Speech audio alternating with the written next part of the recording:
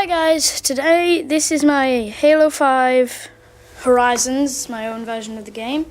Don't get it mistaken for Guardians, it's not Guardians, it's Horizons. Today I'm going to be doing my story that I wrote, I've just finished yesterday. Alright, so Halo 5 Horizons. Flood. Chapter 1, Luna. The transport shuttle slowly landed at landing pad 7 on the UNSC base, Luna. 3 Marines bearing Magnum pistols walked out to greet the ship's crew.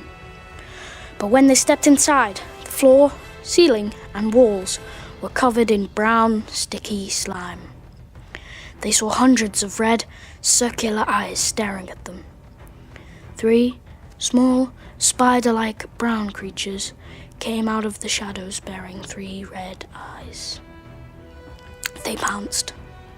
One Marine only had time to mention into her comm, "Flood," before she was abruptly cut short.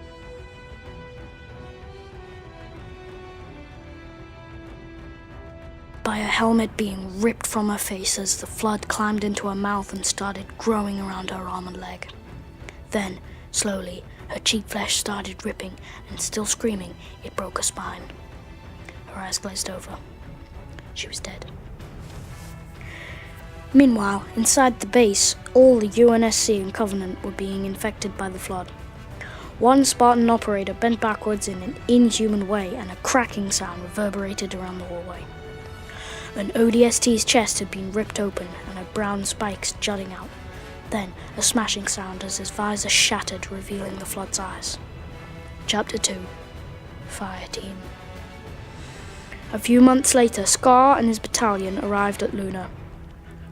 Luna was a medical base that used to be full of sick and injured UNSC until the flood came. Once the flood had taken place, the Covenant had tried and failed to overpower them. Scar's battalion consisted of fire teams Stingray, Crimson, Taurus, Eagle, Castle, and Horizon. Sean Scar was a Spartan Mark 6, but with modified armor and a beige bandana around his chest. Stingray and Eagle were positioned on the right side of the courtyard, while Castle and Crimson were left with Horizon in front and Taurus behind. Chapter 3, Cyclops. The first person to speak was Scar. "Defensive positions," he said in a rough voice. "All right, open the doors." As he said that, 2 Spartan Hazops stepped out and made their way toward the sealed hangar doors, big enough to fit a UNSC mammoth through. But before they could even lay a finger on the door, it burst open. When the smoke cleared, the 2 Hazops were in a bad way. One was a burning carcass, the front of the other's helmet had been obliterated, and he was fighting the flood infection form on him. Then, a flood-infected Cyclops stepped out with machine guns poised. "Get to cover," shouted Scar, and dived, quickly followed by his squad, Savannah, Midnight, and Kate. The bullets ricocheted over the crates and plowed into a Marine's chest. Then, he crumpled to the floor as a puddle of blood spread around him. His rocket launcher landed on the floor, and Kate jumped to reach it. "Get down," she shouted as she fired the launcher at the Cyclops' cockpit. Boom! It fired and plowed into where the arm connected to the chest. Blam! Blam! Shots were fired, and the Cyclops staggered forward into the blockade. Savannah, Scar, and Midnight ran, but Kate was frozen to the spot in fear. Scar looked back and ran towards her. He knew he couldn't get there in time, so he dived and grabbed her, then pushed her clear of the Cyclops. He tried to jump, but when the Cyclops fell, his leg got caught in the debris. He pulled his leg free and finished off the last 2 flood, and limped over to Kate. "Thanks," she said. "Are you okay?" As she noticed the blood seeping from his bottom left leg. "Never better," he winced as he stood up and pointed at the door. "All fire teams, stay here and guard," he said. He helped Kate up. "We're going in." Chapter 4, Icejaw. A week or so earlier, Fireteam Icejaw had been on a mission to exterminate a flood hive when their sniper, Nightshade, had been lifted by a flood tentacle and then dropped on a Covenant with a spike on its shoulder. The spike drove into Nightshade's side, so now he can't walk. The leader, Snake Eye, sent a transmission to Lasky saying, "Our sniper is injured, mission compromised. We are now taking shelter in the base, Luna, and currently warding off the flood that took over." "We are in need of reinforcements," Snake Eye said. Lasky replied, "We are sending Fire Team Mist to come to your aid." "Thank you, Lasky." "Close the door! Close the..." All that was left was static. Then the static faded. Fire Team Icejaw was now positioned in a cordoned-off room. "The door's blocked," said Zoe. "You don't think I see that?" snapped Nightshade. At the same time, Snake Eye said, "Well done, Captain Obvious," while fighting off a horde of flood combat forms. "Ah!" shouted Nightshade. We're running short of ammunition." "Click, click." "I'm out," said Zoe. "Me too," said Nightshade, throwing down his gun. "Fight on with your knives," shouted Snake Eye, slashing at the flood. A tentacle wrapped around the unconscious Dante. "No!" shouted Nightshade, as the tentacle choked him. Soon they were all tied up. Snake Eye suddenly lashed at the tentacle around his neck, but the blade snapped and clattered to the floor. He shouted through the tentacle now on his neck.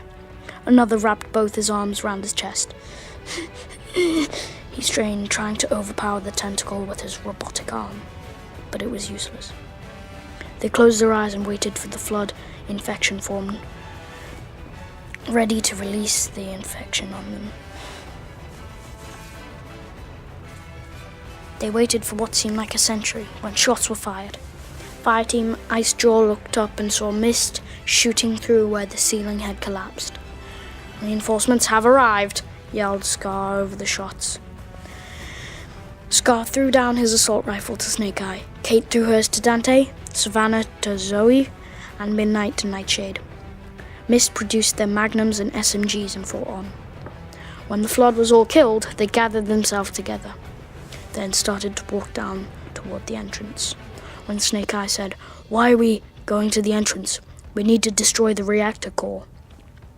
"Why?" interrupted Savannah. "Why? Oh, because this place has become a hive," said Scar while producing his 2 magnums. He headed over to the wrecked Pelican dropship and climbed over to a door on the far side. Chapter 4. Reactor. "Oh my God!" exclaimed Kate. The reactor was huge. It had a central control room that was as long as a train. When they stepped inside, the whole room was filled with flood. In an instant, they rushed towards them. All hell broke loose.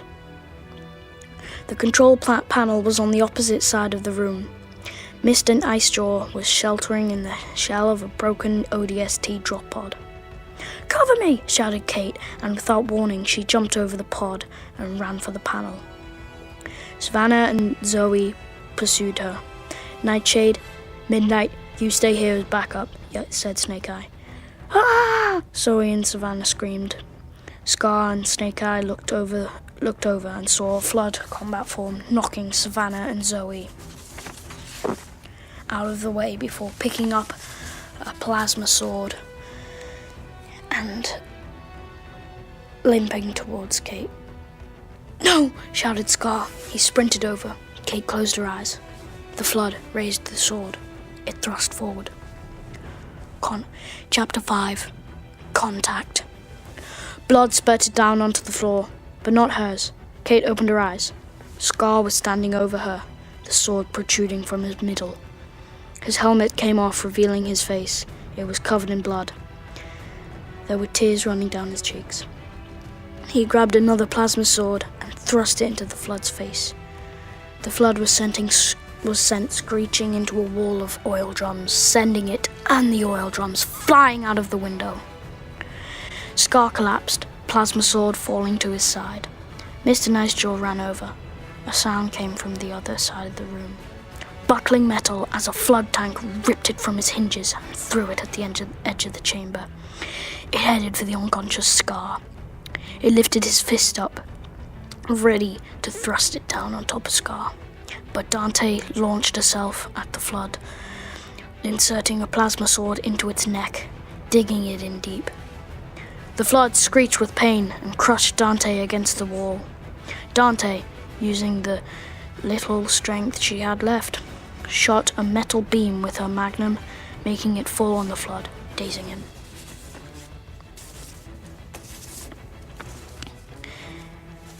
Chapter 6. Dying Love. Kate slowly crawled over to Scar, who was now struggling to breathe. She was almost in tears. Why did you save me?" she said. "Because I love you," he whispered. Kate leant down and untangled a bit of the flood's eye from his hair. He reached up and brushed her hair from her face. He kissed her before falling back down to the floor, unconscious, and rapidly losing blood. She grasped his chest plate and held him close to her. She started crying into his chest. "I've set the reactor to self-destruct, but the cable has been torn in two. It has to be detonated manually," Savannah sighed. "This is a suicide mission," shouted Nightshade, slamming his fist into the wall. "I'm going," said Savannah. "No," muttered Midnight, and he took hold of her arm. She yanked her arm free, took her necklace from around her neck, and placed it in Midnight's hand. A few moments passed by, then Savannah somersaulted backwards and then disappeared over the ledge. Midnight fell to his knees. She re-emerged on top of a hovering teleport platform and said goodbye, before she turned around and jumped through the teleporter. She appeared on the next one. The platforms were beginning to fail. Savannah darted through onto another as the one she was on fell into the swallowing chasm. Savannah hesitated before, out of breath, running over the platform and misjudging the jump, and she barely made it, sliding off. "Oh no," she muttered, using her hand to grapple onto the reactor core platform. "Oh, hell," Savannah cried, hoisting herself up onto the platform. "Lay down, cover fire," shouted Snake Eye, concentrating his DMR on the infected hunter approaching Savannah. Picking up her pistol, she portrayed to fire at the hunter. "Don't! Just don't concentrate on the control panel," Dante yelled. "We'll cover you." Savannah edged away across the platform, making for the control panel. She reached it, but too late. An elite, getting chased by a flood combat, ran into the switch that withdraws the platform for cooldown. Savannah grabbed onto the handles below the panel, but the elite wasn't so lucky. Savannah pressed the lever to activate self-destruct. "Goodbye," she whispered through the comms. A flood infection climbed into her mouth, but before it could take control, Savannah let go. She was dead. Chapter 7. Warden. A portal opened to reveal the Warden, an exiled Covenant leader. He thrust his sword, knocking Horizon and Icejaw aside into a heap.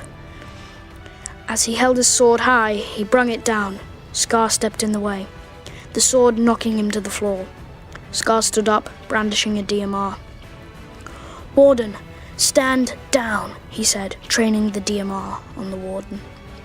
"Ha! Face me like a man, without a gun!" The Warden smirked. Scar put his DMR on his back. "I'm not a man," he whispered through grit teeth. "I'm a Spartan!" he yelled while running at the Warden, plasma sword brandished. The Warden lunged at him. Scar dodged, and he cut the Warden's left arm off. The Warden screamed. Horizon and Icejaw fired at the Warden's legs, crippling him. "Pass me a grenade," Scar muttered to Midnight. Midnight took a grenade from around Zoe's belt and handed it to Scar. The door smashed to reveal Blue Team standing in the doorway. Master Chief threw an armor stimulator at Kate. It landed on her chest. They took Kate away. "Help!" she sighed weakly. "No!" grunted Scar. He ran at the Warden, jamming the grenade into his armor. "No!" shouted the Warden. Then he blew up, sending his entrails everywhere. Chapter 8. Abandoned. Scar stood over the body of the warden, putting his plasma swords away. I'm going after Kate, he sighed grimly. You're going after Blue Team? But you're in no shape to follow, advised Nightshade. Scar raised his magnum to Nightshade's head and said, Stand down, trooper. A tear ran down his face. He put on his helmet and activated his jetpack. He looked back for a last time before flying off. To be continued. So, I hope you like that. I'm going to be releasing more, like a song called Trying to Find You by me and Snake on Blue. Hope you like it. As usual, comment, like and subscribe. Goodbye.